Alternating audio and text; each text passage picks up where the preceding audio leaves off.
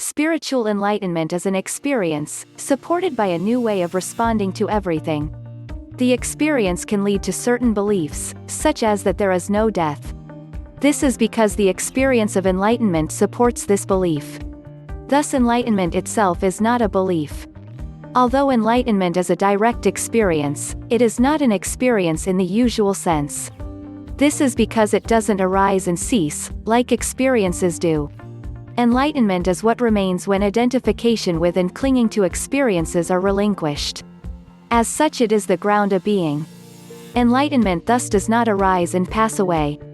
If you have an awakening experience that fades out, that is not enlightenment, just a very nice experience. The experiencing of enlightenment is supported by a new way of responding to life's challenges. You either don't react mentally, or you respond positively.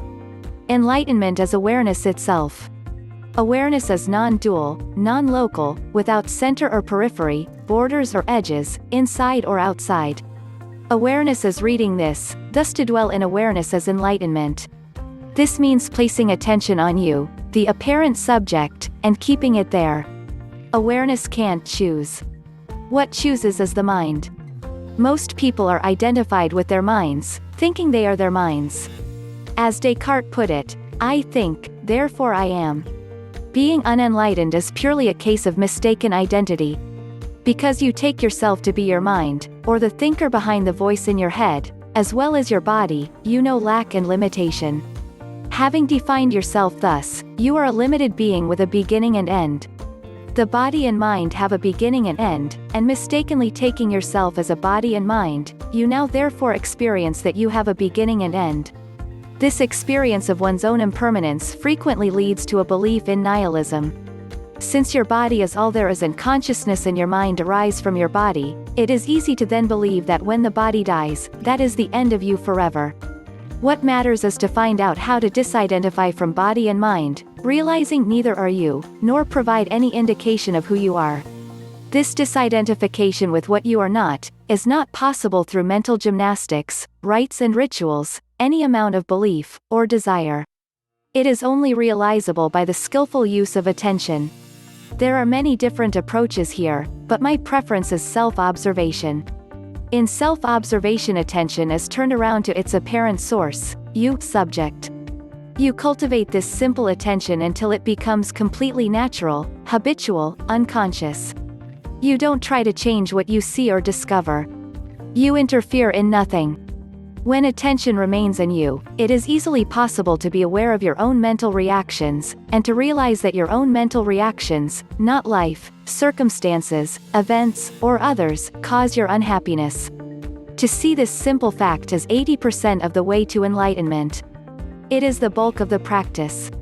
Because you see how you are causing your own suffering, and nobody and nothing outside you are, you see the merit of learning to react differently. You learn not doing. This is a new way of responding, that therefore supports the direct experiencing of enlightenment.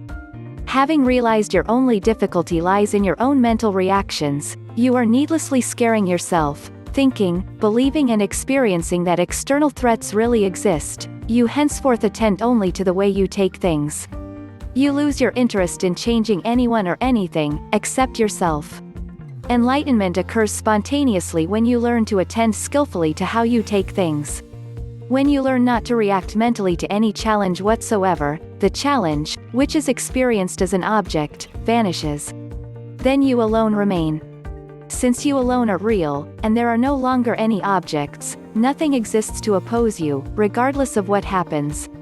Hence you directly realize yourself as deathless and reality as utterly perfect. Not everything is a belief. Enlightenment is not a belief. It is a direct experience. To those who experience, no belief is necessary. To those who do not experience, belief is the only alternative, and no belief is ever enough.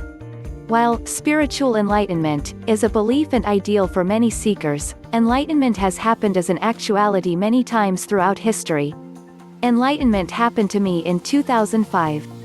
I didn't know what it was or believe in it at the time. That does not matter.